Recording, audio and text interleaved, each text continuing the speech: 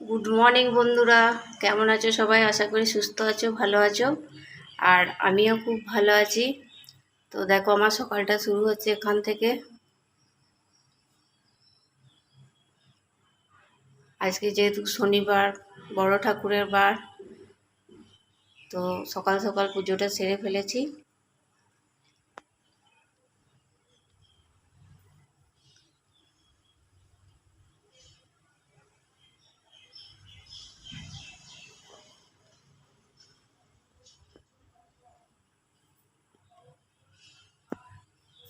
কাদের কাদের পুজো হয়ে গেছে একটু জানিও। এরপর বাকি কাজ শুরু হবে, রান্না বান্না, খাওয়া দাওয়া।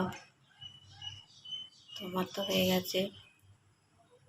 তো দেখবে, যতই মন খারাপ হোক আর যাই হোক, যদি একটু ঠাকুরের সামনে বসা হয়, তো সব রাগ, দুঃখ, কষ্ট সব ভুলে যাওয়া হয়, তাই না?